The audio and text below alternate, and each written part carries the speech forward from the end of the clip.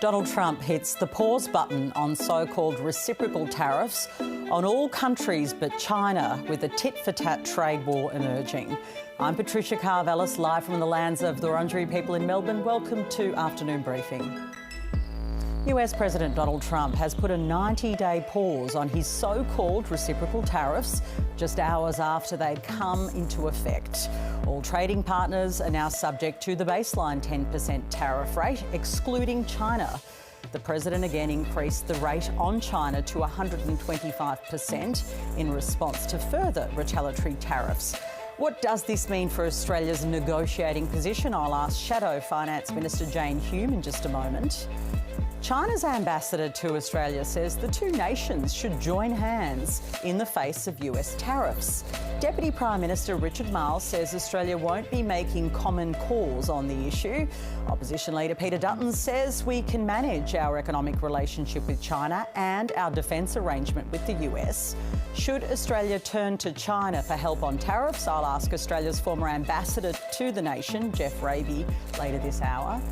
And the Coalition says it will set up new future funds to use the gains from mining windfalls to help pay down debt and build infrastructure in regional areas if it wins government. The funds would be seeded from 80% of windfalls from high commodity prices like iron ore, when the revenue gained is better than expected. I'll ask my political panel what they make of the policy.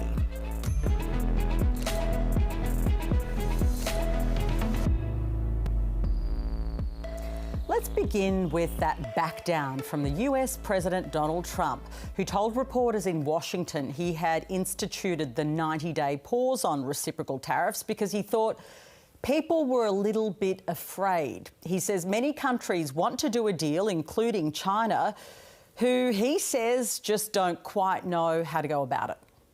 We didn't have access to lawyers, or we just wrote it up from our hearts, right? It was written from the heart.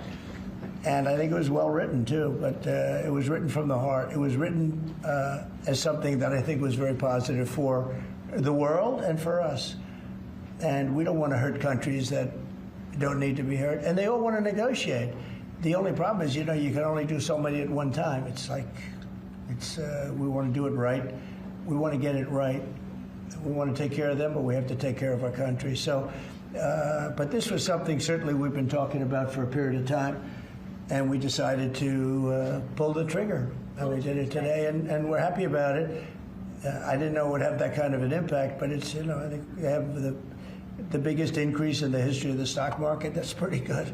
That's pretty. You're almost, if you keep going, you're going to be back to where it was 4 weeks ago. Back home, Anthony Albanese used the president's about face to highlight the need for a considered approach to negotiations.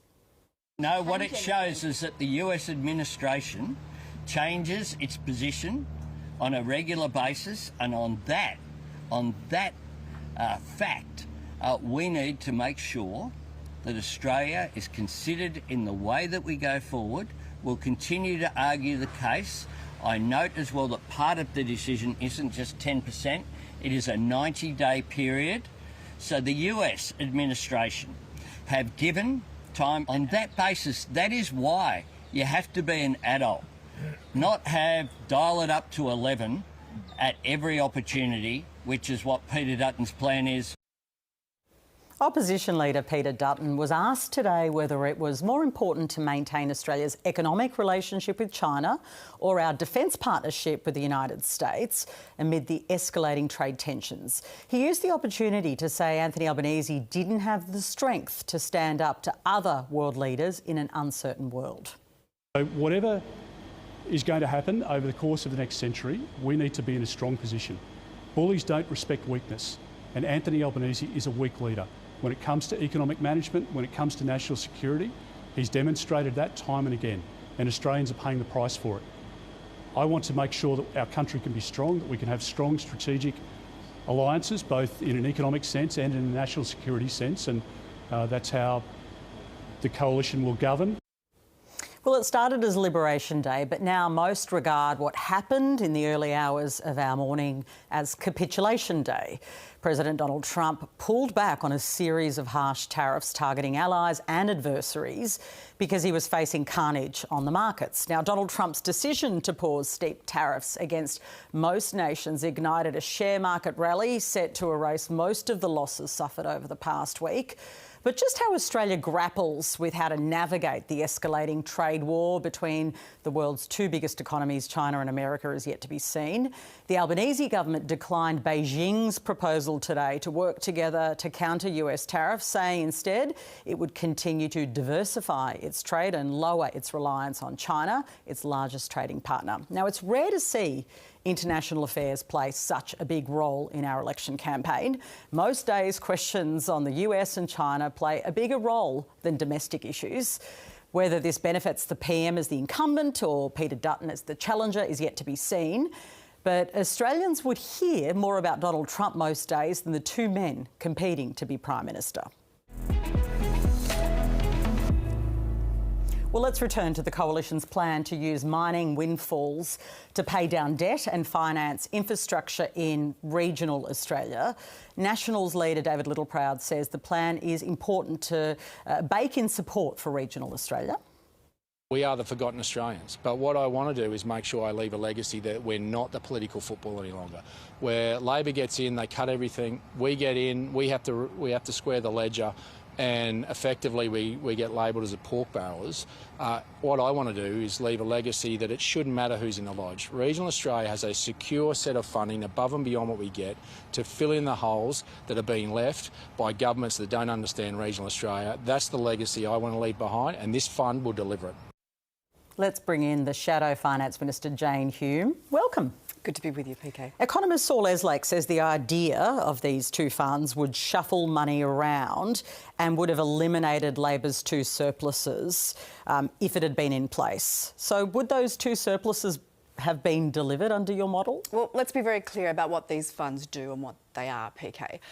Australia is a prosperous nation, and we've ridden on the sheep's back. We've done very well out of our mining resources, everything we dig out of the ground for generations. But there is now a generation of Australians that feel like that they've been done it. They've got the short end of the straw, that they've missed out on that prosperity of our nation. And this is about intergenerational equity. So at each budget, when there is forecast particular, iron ore prices or coal prices, it tends to be that there is a gain on those prices. They're very conservative estimates. Now, that gain shouldn't be used for recurrent spending. What we want to do is essentially sequester that windfall gain, put it into a future fund for future generations of Australians so that they can benefit from the prosperity of our nation, rather than having it squandered on either recurrent spending, making the structural budget worse, or more importantly, on sugar hits, fiscal sugar hits at the whim of the I get the government. concept, but economist Saul Eslake says those two surpluses wouldn't have been delivered.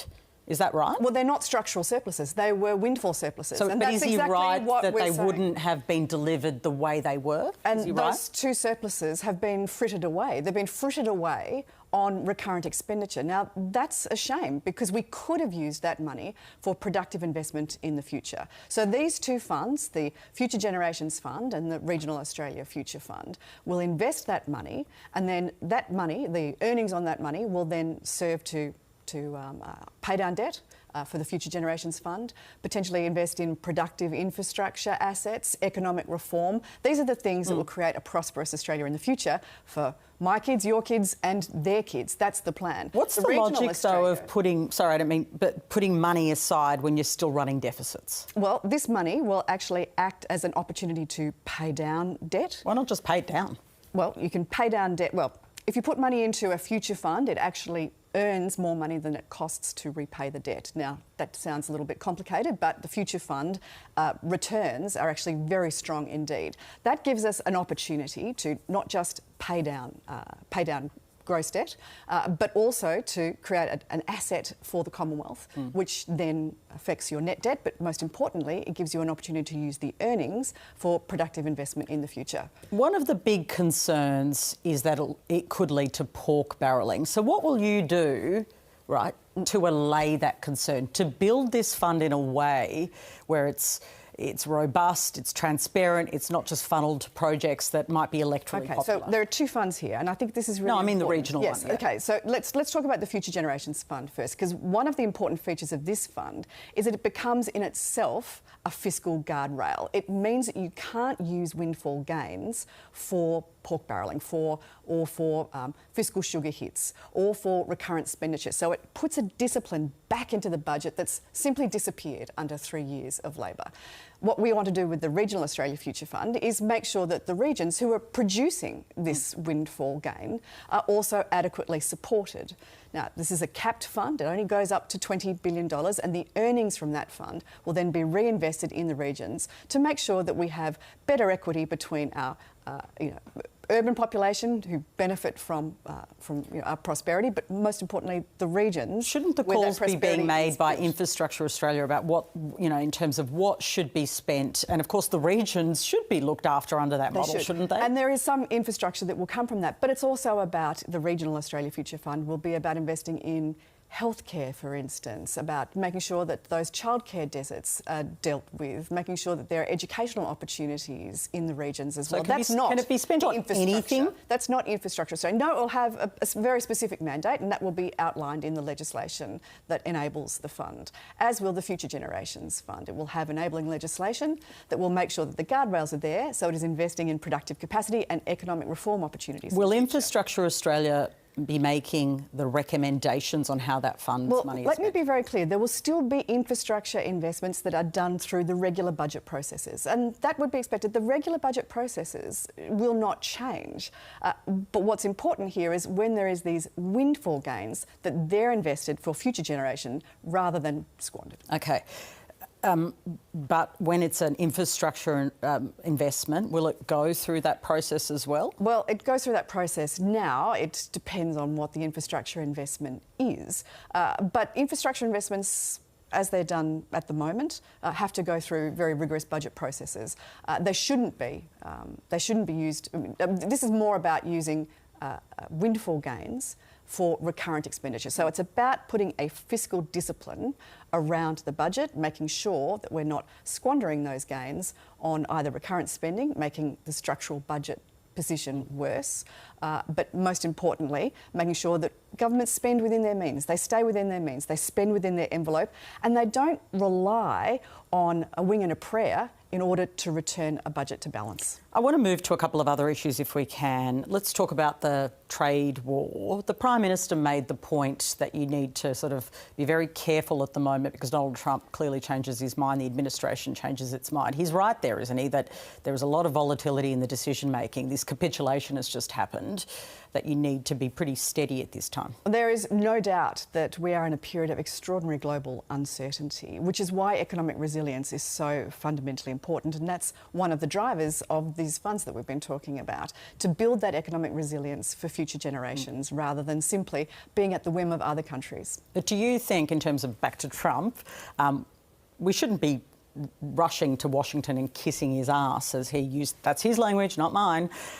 We should be pretty careful about that, given keeps backing down. Well, we have a very good relationship with the US, and most important investment relationship. It's our largest investment partner, and we also have they're a very important strategic partner as well, a national security partner. But would you be reluctant saying let's not do some ass kissing with this guy because? But I don't think that.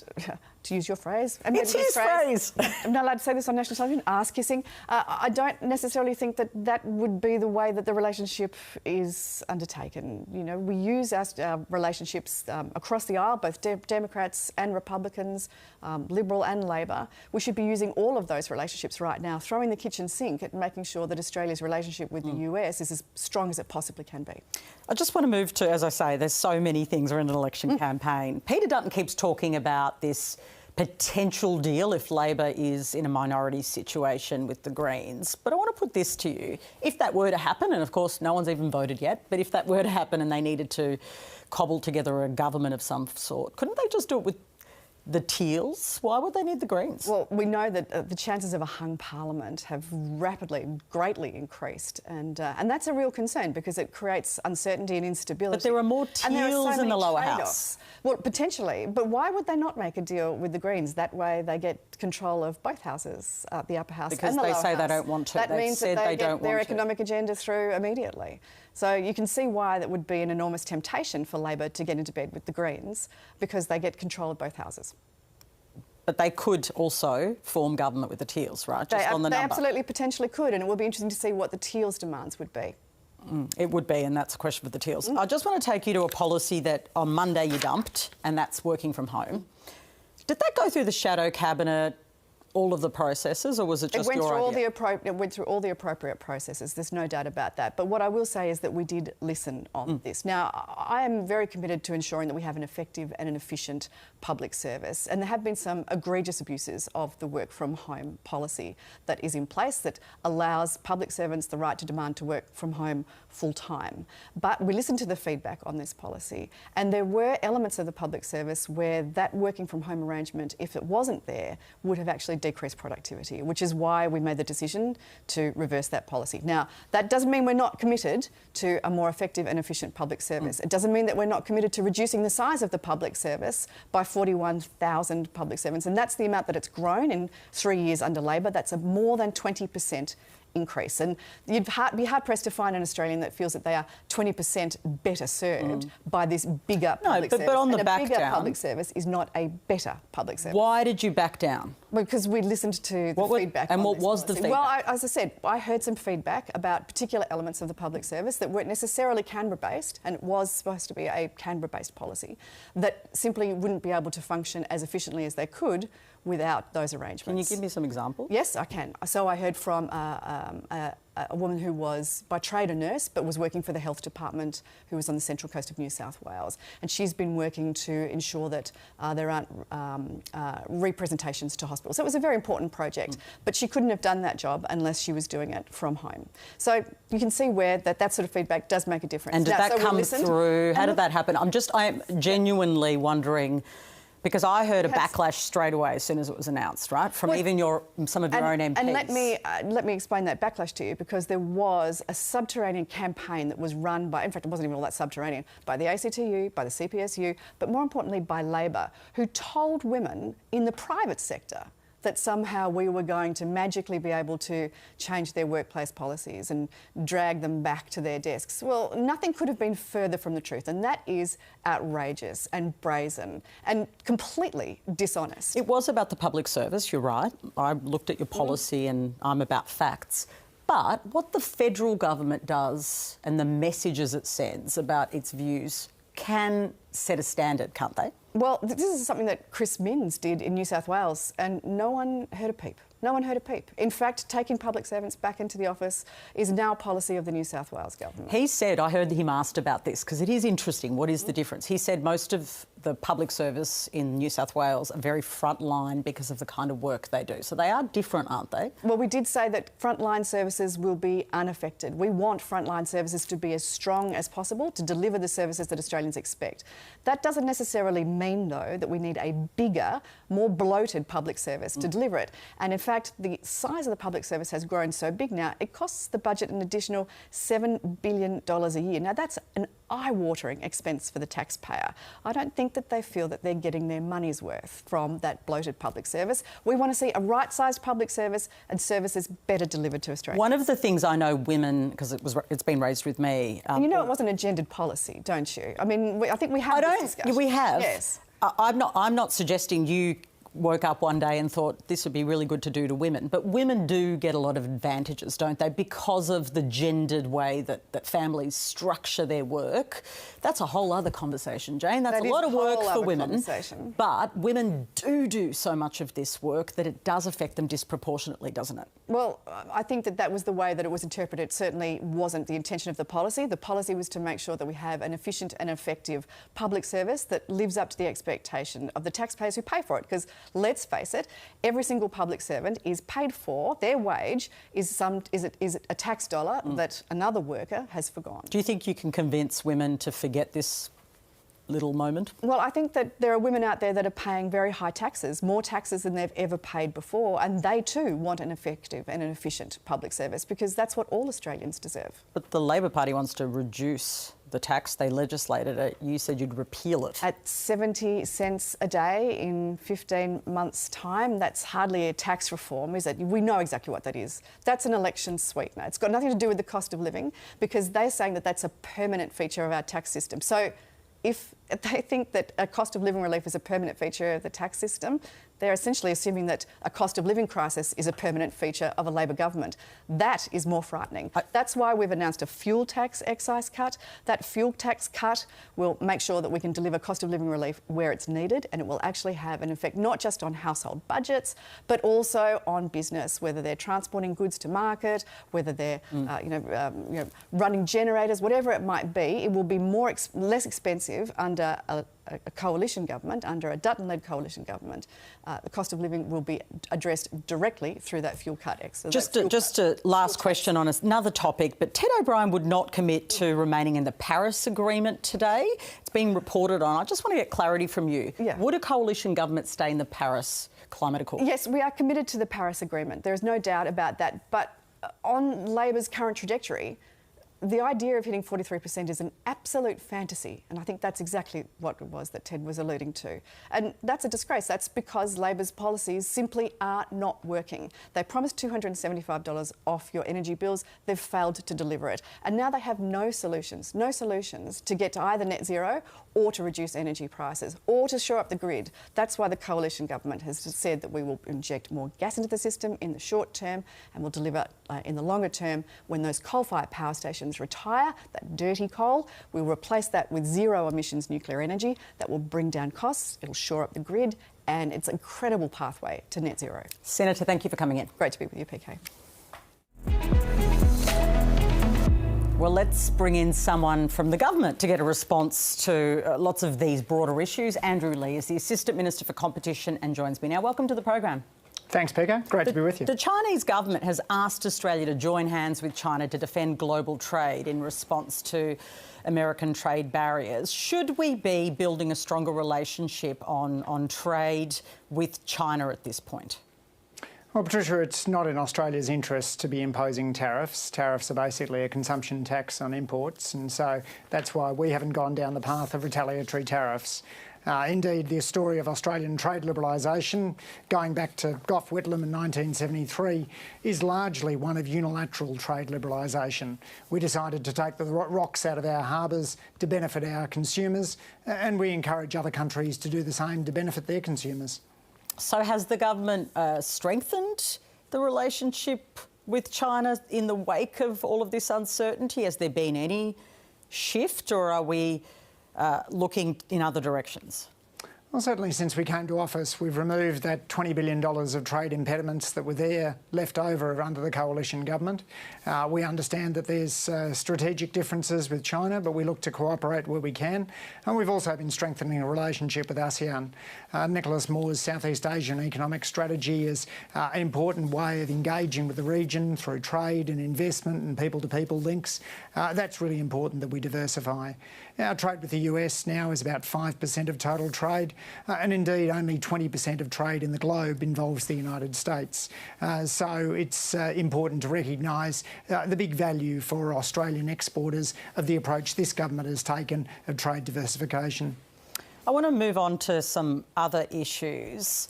There's been a big discussion about what we need to do for, future generations. The coalition providing a bit of an answer that they say is an intergenerational paying down of debt and creating a fund.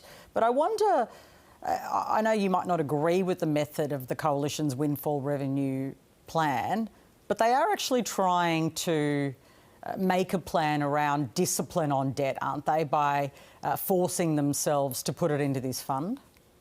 Patricia, I think it's no surprise this policy was announced the day after the Treasurer's debate because Angus Taylor wouldn't have wanted questions on this last night. The fact is you don't pay down debt by taking on more debt, and this is going to be a policy which will increase gross debt if the coalition was elected. As you made clear to Jane Hume, if this policy had been in place, the coalition wouldn't have delivered any surpluses if they'd been in government during the last couple of years, and that would be consistent with what happened over the previous decade, where they printed the mugs but never delivered the surpluses. This is a funny money fiscal illusion, according to Michael Reid. It's a gimmick, according to Saul Estlake. It's very clear that you don't benefit future generations of Australians by getting rid of a fund which is building houses and creating a fund to be overseen by somebody who had to quit the ministry as a result of the sports rorts scandal. OK, but you've got a whole bunch of funds too that you've set up. So why are the coalition's funds a bad idea, but the funds that you have a good idea? Well, the fund that would be overseen by Bridget McKenzie is some 200 times the size of the Sports Rorts Fund, which led to her resignation. I have to interrupt you, just like I did with Jane Hume. That's not the question, though. You have a whole bunch of funds, housing, there are others, which are on the same principle as the regional one. Why are they OK, but the regional one isn't? Sorry, Patricia, I thought you were asking me to compare and contrast there. So our funds are about building housing and about investing in manufacturing. The Coalition's fund is about going back to the days of car park rorts, sports rorts, the Better Regions Fund, which saw 90% of the resources channelled towards Coalition and Target seats. The Coalition have a terrible record of pork barrelling, and you're not going to benefit future generations of Australians by replacing house building with pork barrelling. OK, so your premise is just that you don't trust them. It's not fundamental to the actual structure of the regional fund. Well, additional funds aren't going to help you pay down debt. The way you pay down debt is the way that Labor's done. We've directed 70% of tax upgrades towards paying down debt, compared to 40% under the Morrison government and 30% under the Howard government. So we have a very strong record of paying down debt. We've delivered surpluses. We've delivered almost a $200 billion budget turnaround since we came to office. All of that has been done through careful fiscal management, not through the funny money fiscal illusion, as one expert has called the Coalition's announcement today. The ASX 200 has been up today, but of course there's been a lot of general volatility, which we know since the tariff announcements generally. Are we out of the woods? I don't think so, Patricia. I think we're into a world in which uncertainty is increased, and you can see that in the flight to safety from many investors. Investors need long-term certainty, and this is definitely a time in which the Albanese government is looking towards the future, towards a calm, steady approach to managing the economy. We're seeking re-election, and if the Prime Minister is re-elected, he's going to be the first Prime Minister to be re-elected since John Howard. It is a time when Australians benefit from stability and certainty in our policies, and we've got that track record. The Coalition, frankly, just are not ready for the serious job of governing. There's a story that's breaking this afternoon. Australia has been warned that Donald Trump's tariffs could actually push up the cost of submarines, which we are planning to buy in the AUKUS deal. Also, Donald Trump has asked Elon Musk's team to look at the capacity to build the boats generally. Are you worried that the AUKUS deal could end up costing us more because of tariffs? Well, there'll certainly be no tariffs on submarines coming to the US, coming to Australia from the US, as there are no tariffs on any goods coming to Australia from the United States. We on certainly steel understand. and all the components that go in. Obviously, it's not sort of, as we know, it's a complex trade, isn't it? It's not as linear as that. Yeah, absolutely. And Patricia, I think your point is that the tariffs will fall mainly on US consumers and US manufacturers. That's why we've consistently argued that they're not in the interest of Americans. They'll have an adverse impact on inflation, the cost of living for American consumers, and the impact that they'll have on American firms has been reflected by the stock market sell-off that we saw at the beginning of the week. It's welcome news that the United States administration has scaled back some of those tariffs with the 90-day pause. No immediate impacts for the Australian tariffs, but of course the reduction in tariffs for other countries benefits us in the sense that it's good for global growth.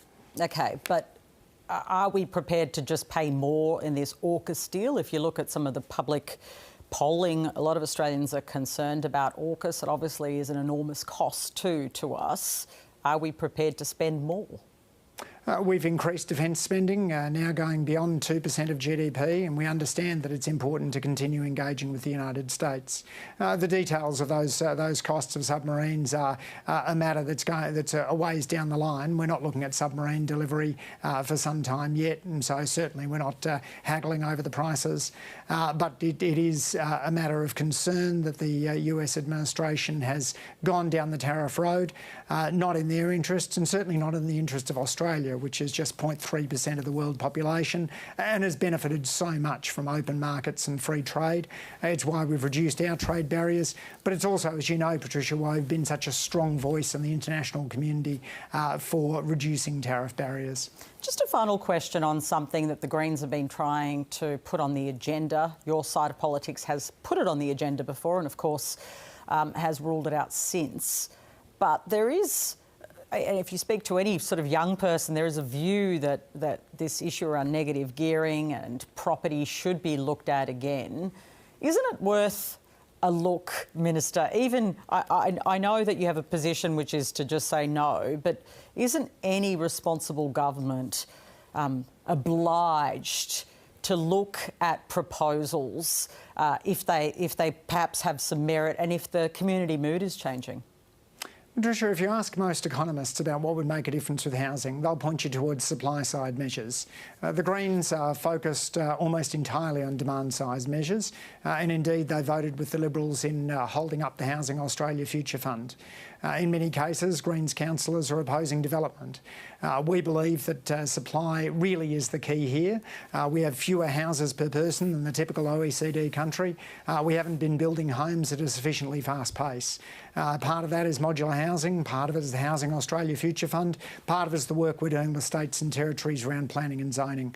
All of that unlocks more supply, which is the core answer on making housing more affordable.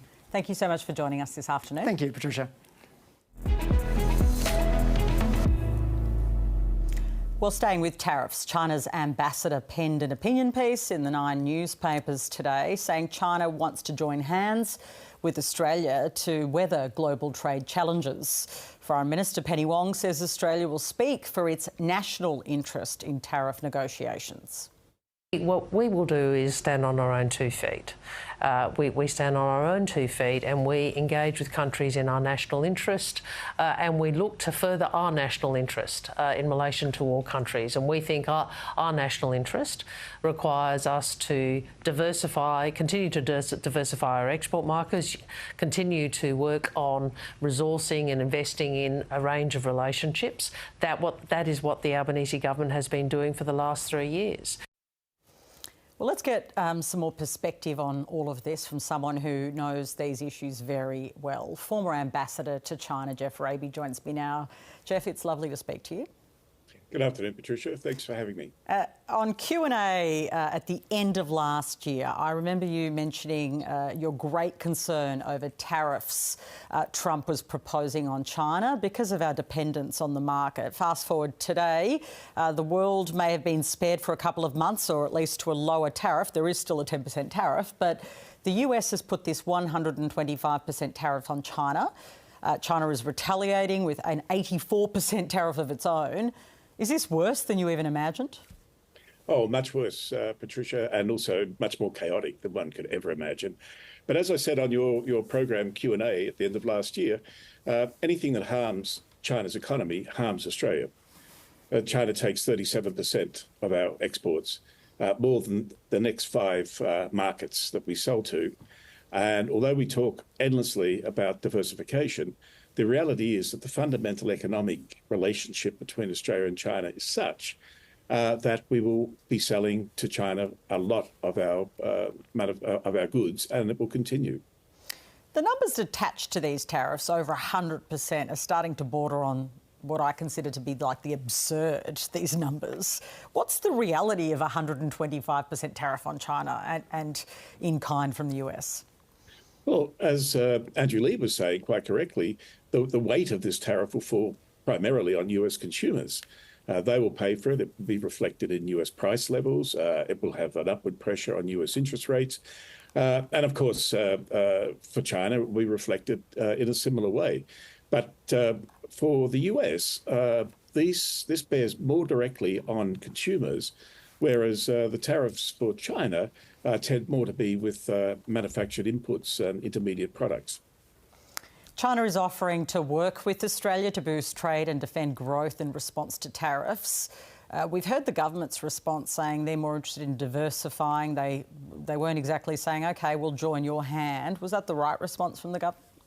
Well, I've got a wry smile on my face, Patricia, because China's been the word that no one in this election campaign dares mention. And it's raised its head today with the ambassador's op-ed in the Sydney Morning Herald. Yeah, I mean, we work with China in many different multilateral forums. In the WTO, which is critical to this, we have a very similar position on being advocates for open markets. The United States has basically wrecked the WTO's dispute settlement mechanism.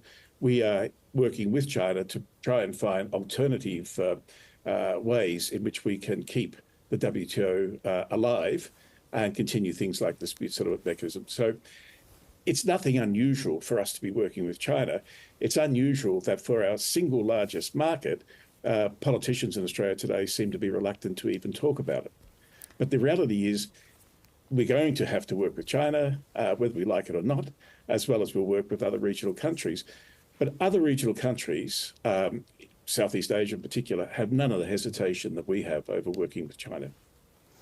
Will China now finally stop their reciprocal tariffs on America and reassess their fight to the end strategy, do you think? Because this level of tit for tat seems to be escalating. How do you analyse the way that President Xi might respond?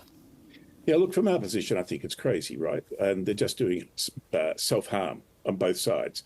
But it's become an issue of national security for China, and that's very much locked in. The nationalist bloggers in China, many of them are quite mad, putting enormous pressure on the Chinese government to go even harder. So I think these positions are pretty fixed.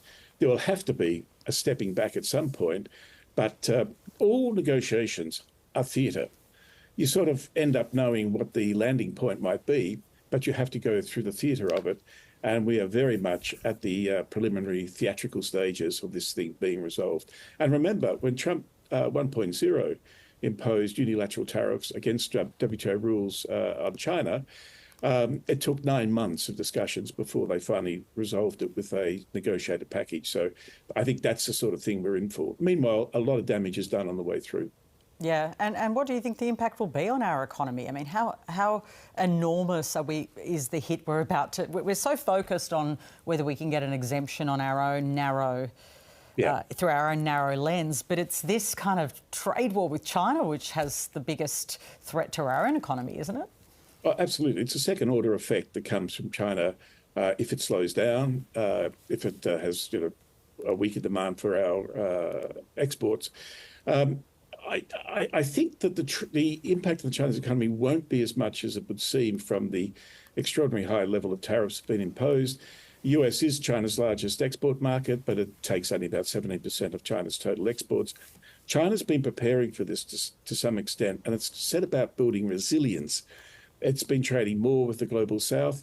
It's been investing in third countries in anticipation of this sort of result. And the other thing that's going on in China is there is massive structural change. China itself, because of its own economic development, is shedding many of the labour-intensive, low-value-added products that are being affected by these tariffs at present. Thank you so much for joining us. My pleasure, Patricia. Well, what's a day on afternoon briefing without my political panel? For today, Shadow Environment Minister Jonnathon Duniam and Early Childhood Education Minister Anne Aly. Welcome to both of you. Thank you, Patricia. This future fund for regional Australia, why do we even need it, Jono? I mean, why do we need this specific fund? Shouldn't we be spending this money on regional Australia through our existing mechanisms, through sort of a fair allocation? Well, you'd think we should be, but I think it is right to ensure that there are mechanisms in place to ensure that where we get a lot of the resources that would drive the income for this Regional Australia Future Fund get their fair share. We know that there are longer roads, more bridges, more rail, those sorts of things required, and more essential services given the regional dispersal of these populations throughout regional Australia. So setting this up I don't think is a bad thing, and for anyone to dismiss it out of hand without even thinking about whether this is what communities like the ones we're trying to assist here need, I think is bad policy. Making sure they get a fair share of what they deliver for the rest of us that live in the cities of the east coast of Australia, and including Perth over there in the west and Adelaide too, I think is a good thing, and that's why we've announced that as part of our campaign. Anne Aly, the Labor Party has come out strongly against the two funds, and the critique is that it'll be pork-barrelled. But Jane Hume spoke to me earlier. She said there'd be rules around it. Why shouldn't regional Australia have its own specific fund to try and make sure that, you know, so many people who live outside our cities can have the kind of infrastructure and other resourcing they need? Well, Patricia, we've heard those reassurances from the Coalition before, and yet they've proven and demonstrated time and time again that they are willing to use colour-coded spreadsheets to shore up votes as opposed to meeting the demands of Australians right across the country, which is what taxpayers expect, which is what a fair go for Australia means. I don't think that we can trust the Coalition, given their deplorable record of colour-coded spreadsheets and pork barrelling and utilising taxpayer funds for political ends and political purposes, to deliver what's really needed. In terms of, you know, regional funds, we have regional funds for infrastructure. We've just announced also $1 billion for early childhood education centres to be and services, to be built across rural and regional areas. You know, we have a CCCF fund, of which 85% goes into funding and ensuring that services in rural and regional areas for early childhood education and care remain sustainable. So we have things in place that truly deliver to the regions without it being about the politics, without it being about shoring up votes, and no coloured spreadsheet, no, you know, colour-coded spreadsheet in sight. Jono, is that the risk, that this will be used to your political advantage? Look, honestly, the fact that the Labor Party need to talk like this about what is, I think, a very important way of looking after regional communities. This is about communities that, if their argument is to be believed, and the majority of regional electorates, of course, are not marginal seats, but they are ones that require services. This is not about politics. It's about making sure those men and women who work very hard every day get the same services that this government is happy to turn their back on when it comes to health and education. Yes, we've just heard about childcare. How long will that take? Will it be in the next term or not? We don't know.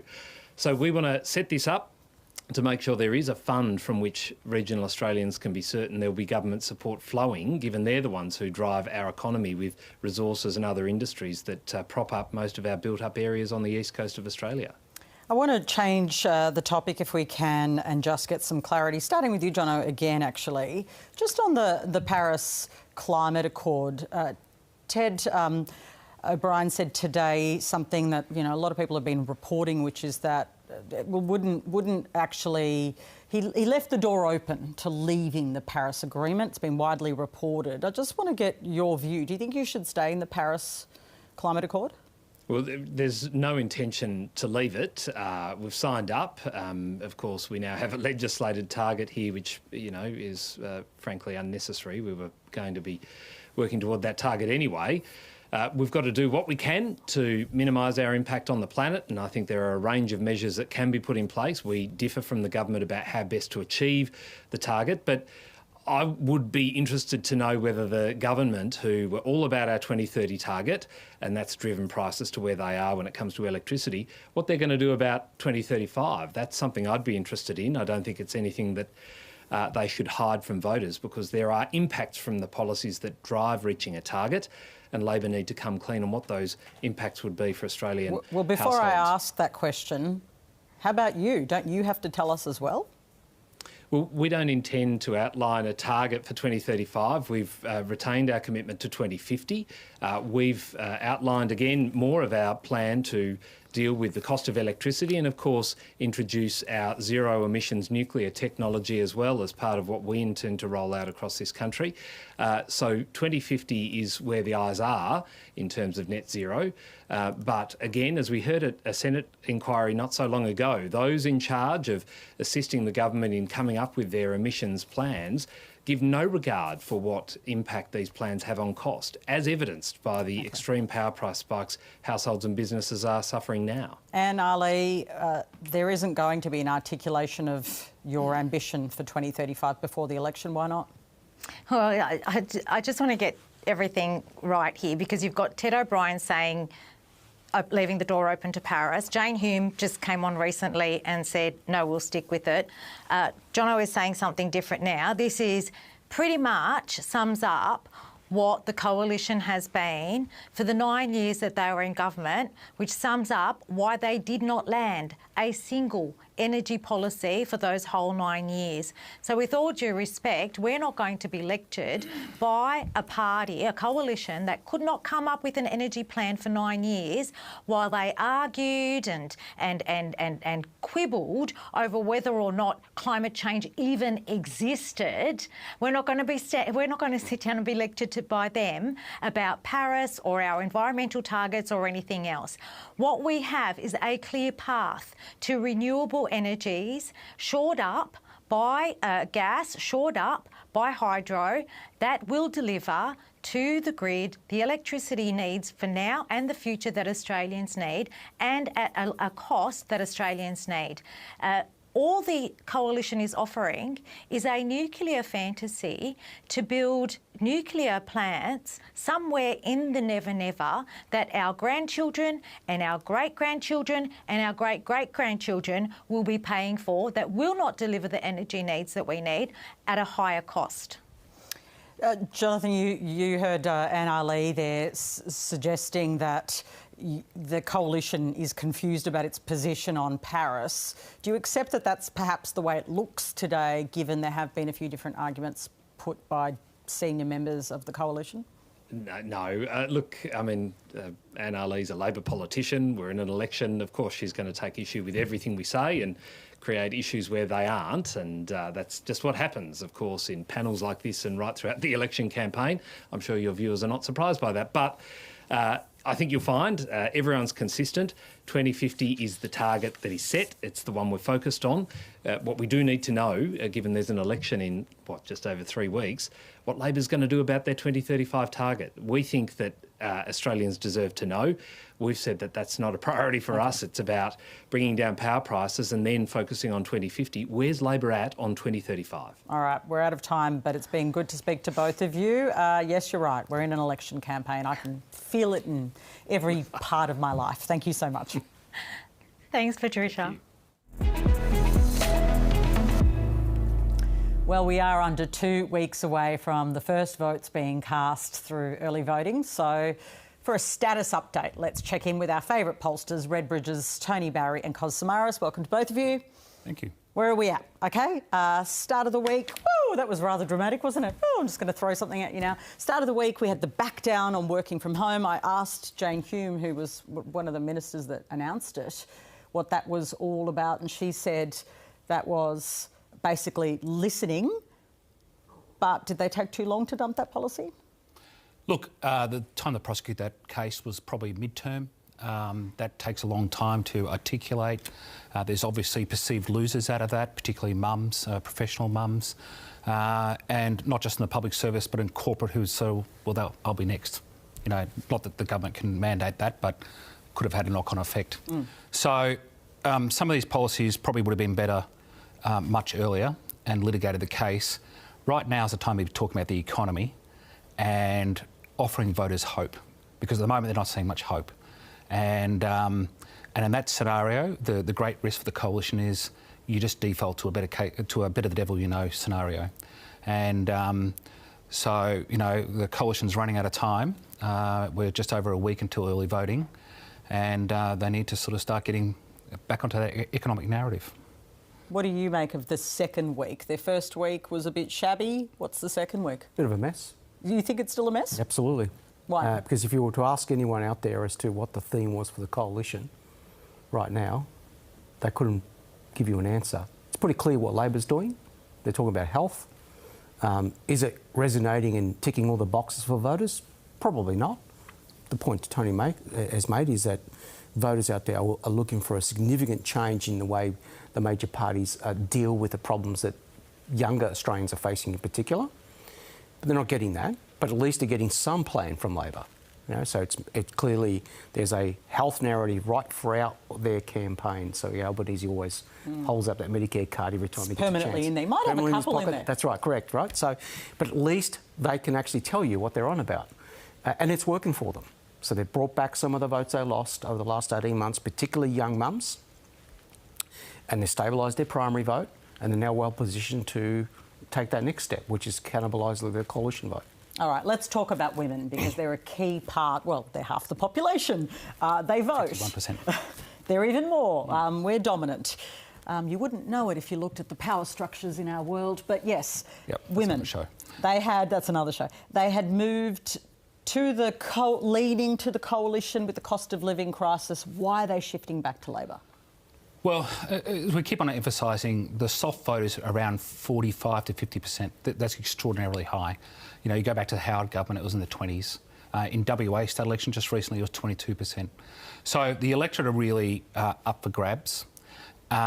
More so probably women, particularly mums, because they are reprioritising others' needs in their family over their own, whether it be health, groceries, doing without some of the nice little treats in life. And so they're bearing the brunt of it and they're up for grabs. But they're probably not seeing anything from the coalition that really inspires them or gives them much hope. And look, I've got to say, Paul Erickson is running a ruthlessly effective negative campaign, defining the risk of the coalition. He's the ALP National Secretary. That's okay for those who aren't wonks.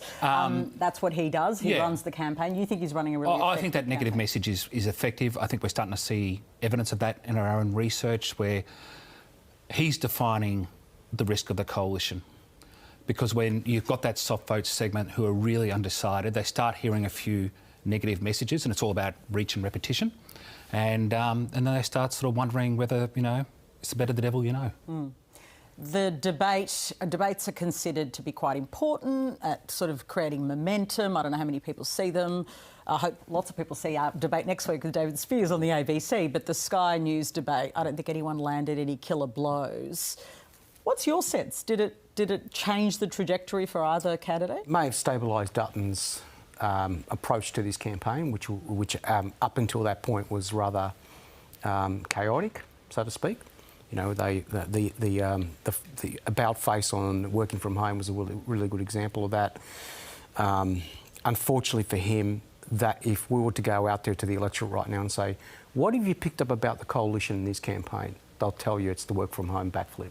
Really? And it's the work from home policy that scared them in the first place. Will it give them, will it give them comfort that he's backflipped though? Will they trust that? Have they neutralised it? Goes to Tony's previous point, and Labor's running a campaign saying this man's a risk.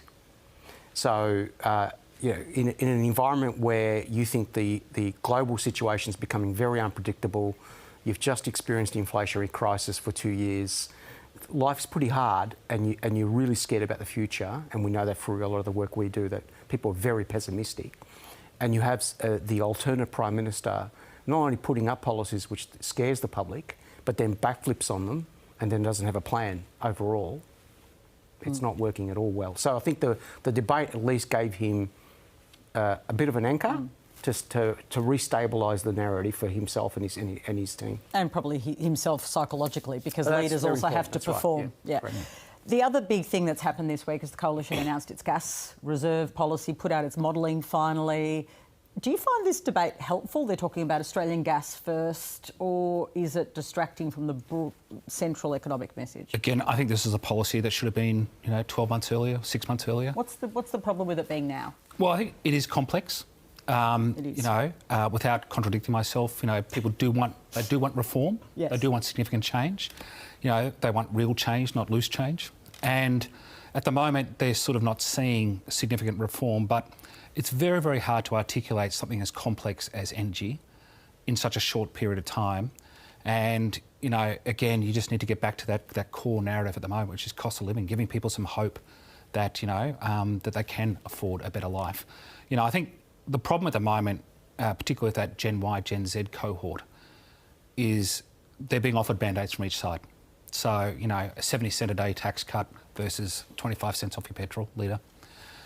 I mean, if you're looking to get a house, there's no Gen Y or Gen Z who go, well, that's a good policy. I think, you know, I should be back in the housing market in 6 to 9 months. I'll have a savings for that. So, you know, there's no sort of real sort of offering from either side beyond, you know, loose change.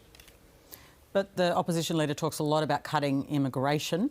He talks about that freeing up housing. Does that resonate? It does resonate with younger Australians, yeah, there's no doubt about that, particularly those in the outer suburbs and regions. They're just looking for anything that may relieve the pressure on them in the market. So yes, it does resonate.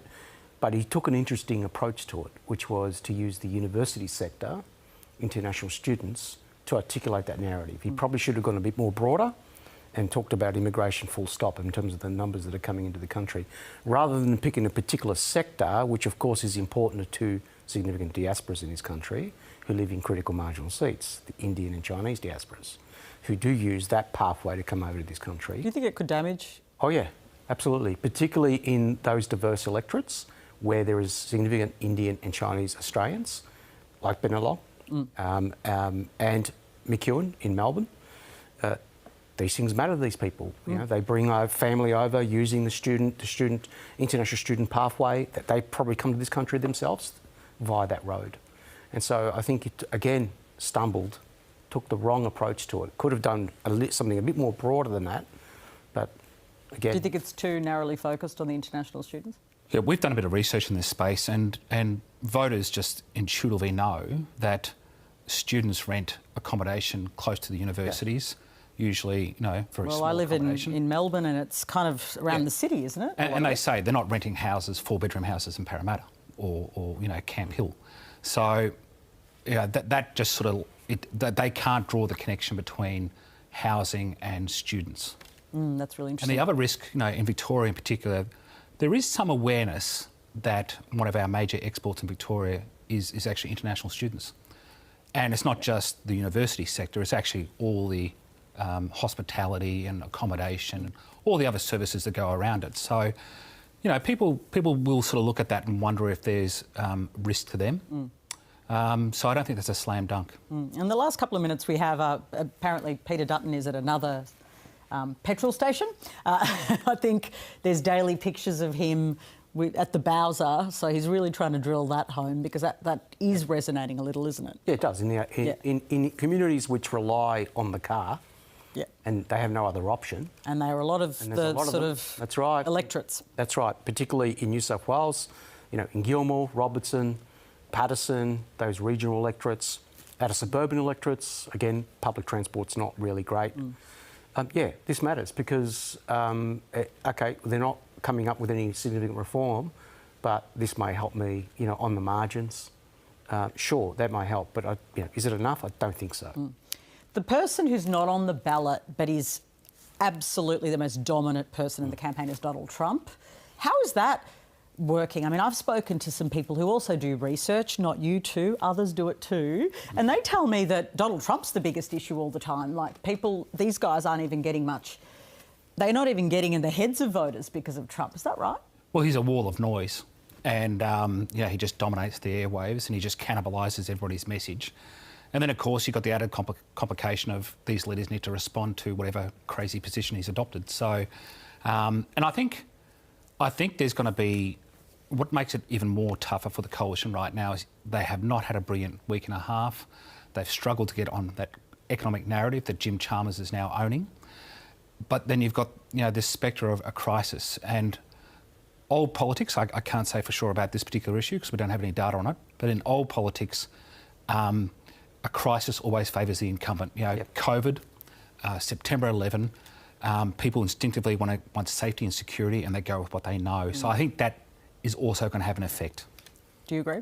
Yes, absolutely. But also, we have come across voters, even voters who plan to vote Conservative, who are worried about this Trump tinge that Dutton has. So, you know, obviously the Labor camp has quickly caught onto that as a concern and trying to amplify it within the electorate. So, yeah, I think it will hurt the coalition, and we could see that in Canada as well, you know, where anything that comes close politically to Trump's political movement, it gets in trouble in Western democracies now. Cos and Tony, love talking to you. Thanks for coming in. Thank you. And that's it for Afternoon Briefing for today. Stay with us here on the ABC News channel. Joe O'Brien is up next with today's other top stories. I'll be back on your TV tomorrow at 4 o'clock. We live on iView. We're called Afternoon Briefing. You can search for us and see our many interviews, including with Jane Hume a little earlier, our panel, lots of conversations. See you tomorrow.